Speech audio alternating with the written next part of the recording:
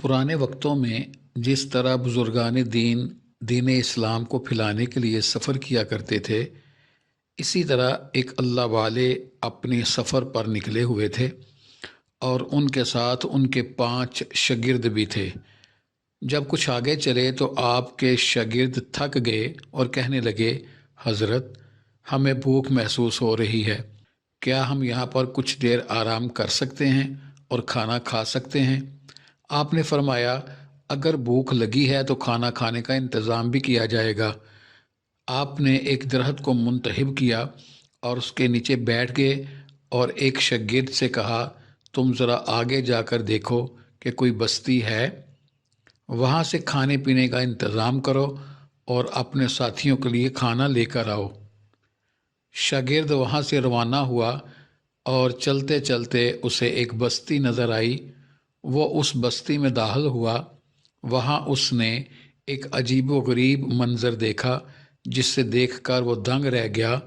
वो मज़ीद आगे बढ़ा और देखा कि एक जगह बहुत सारे लोग जमा थे। वो अपनी ज़ुबान में कुछ कह रहे थे। उसने आगे जाकर देखना चाहा कि ये क्या माजरा है, ये तमाम लोग क्या पढ़ रहे हैं और किसके आगे ये सब कुछ कर रहे हैं। जब वो आगे बढ़कर देखने लगा तो उसको वहाँ पर एक बहुत ही खूबसूरत बुत नज़र आया। वो बुत एक औरत का था जिसे हीरे जवाहरात के हार पहनाए हुए थे। सोने के बड़े बड़े हार उसने पहने हुए थे, यहाँ तक कि उसके बदन पर ऐसा खूबसूरत लिबास था जैसा मलका या रानी को पहनाया जाता है।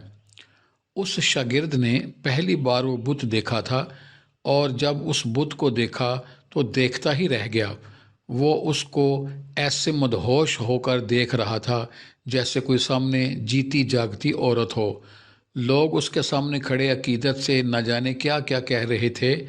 अब दूसरी तरफ वो हज़रत अपने शागिर्दों के दरमियान बैठे हुए थे और खाने का इंतज़ार कर रहे थे। जब काफ़ी देर हो गई तो हज़रत ने अपने दूसरे शागिर्द से कहा कि जाओ देखो फ़लाँ बस्ती में उसको क्या हो गया है, अभी तक वापस नहीं आया, कितनी देर हो गई है।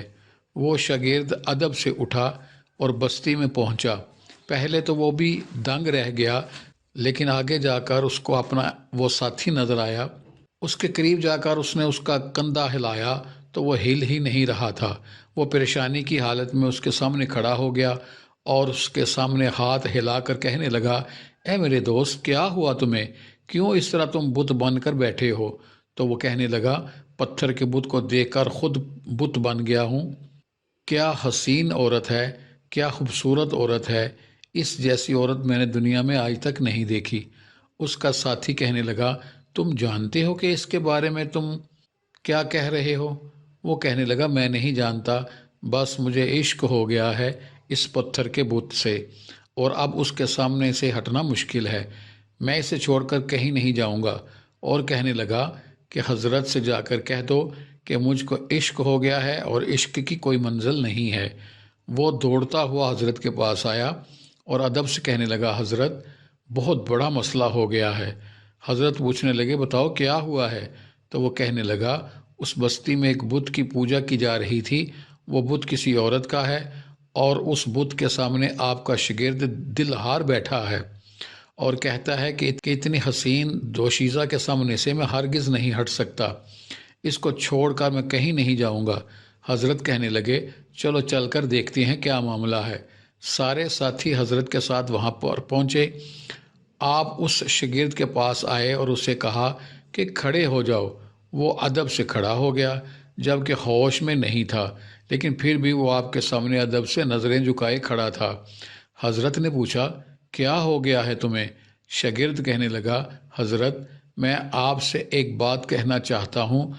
जो सामने औरत है, मैं उसके इश्क में गिरफ़्तार हो गया हूँ और इसके अलावा मैं किसी के बारे में सोच भी नहीं सकता हूँ।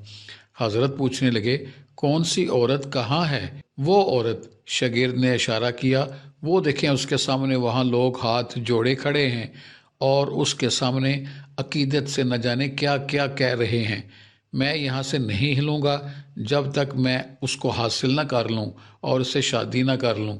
हज़रत कहने लगे, ये कैसे मुमकिन हो सकता है کیونکہ وہ مٹی کی بنی ہوئی ہے، ایک پتھر کا بت ہے۔ شاگرد کہنے لگا جو بھی ہے حضرت، میں تو اس کو دیکھ کر پاگل ہو گیا ہوں کہ بس اس کے حسن کے جلووں میں کھو گیا ہوں اور اس کو یہاں سے لیے بغیر ہرگز نہیں جاؤں گا۔ شاگرد کی بات سن کر آپ سوچ میں مبتلا ہو گئے، یا اللہ، یہ کیا حکمت ہے، یہ کیا ماجرا ہے۔ حضرت وہاں سے واپس جانے لگے تو وہاں کا پنڈت آپ کے پاس آیا اور کہنے لگا کون ہو تم اور ہمارے اس خدا کے پاس کیا کر رہے ہو، کس مقصد سے اس بستی میں آئے ہو؟ آپ رحمۃ اللہ تعالی علیہ نے فرمایا ہم یہاں پر تمہیں کوئی نقصان پہنچانے نہیں آئے تھے، بلکہ ہمارا شاگرد یہاں پر آیا تھا کھانے پینے کا سامان لینے۔ وہ تمہارے اس بت کو دیکھ کر یہاں کا ہی ہو کر رہ گیا ہے، اس کے عشق میں مبتلا ہو گیا۔ پنڈت کہنے لگا یہ تو اچھی بات ہے، اس سے تو ہر کوئی محبت کرتا ہے، ہم اس سے جو بھی مانگتے ہیں ہماری مرادیں پوری ہوتی ہیں۔ آپ نے فرمایا یہ کچھ بھی نہیں کر سکتے ہیں، کیونکہ جو کچھ کرنے والا ہے وہ صرف اللہ سبحانہ وتعالی ہے۔ کوئی چیز جسے خود انسانوں نے بنایا ہو، آخر وہ کسی کی مرادیں کیسے پوری کر سکتی ہے؟ وہ پنڈت آپ کے ساتھ غصاہی کرنے لگا۔ آپ رحمۃ اللہ تعالی علیہ نے وضو کیا اور 2 رکعت نماز نفل پڑھ کر دعا کی، اے اللہ، یہاں پر آنا بے مقصد نہیں ہے، تیرے ہر کام میں کوئی نہ کوئی مقصد، کوئی نہ کوئی حکمت چھپی ہوئی ہوتی ہے۔ یا اللہ، اب تیرے ہی حکم سے اس پتھر کو تو زندہ کر کے کہہ تو سب کچھ کر سکتا ہے۔ اے عورت کے بت، کیا تو مجھے سن رہا ہے؟ اللہ کے حکم سے تو زندہ عورت بن جا۔ آپ کے کہنے کی دیر تھی کہ وہ بت جو بے جان تھا، جس میں سانس بھی نہیں تھی، وہ عورت زندہ ہو گئی اور باقاعدہ ادب سے چلتی ہی وہ آپ کے پاس آئی اور کہنے لگی آپ کے اس رب کے حکم سے جس کو آپ مانتے ہیں میں زندہ ہو گئی ہوں۔ آپ رحمۃ اللہ تعالی علیہ نے پوچھا کیا تم مسلمان ہونا چاہتی ہو؟ وہ کہنے لگی میں ان تمام بستی والوں کے سامنے آپ کے ہاتھ پر بیعت کرتی ہوں اور اسلام قبول کرتی ہوں۔ چنانچہ اس کے بعد اس عورت کے بت نے سب کے سامنے کلمہ حق پڑھا اور وہ پوری بستی پنڈت سمیت جو کہ کل تک ایک بت کی عبادت کرتے تھے اسی وقت مسلمان ہو گئے اور اللہ سبحانہ تعالیٰ کی عبادت کرنے لگے۔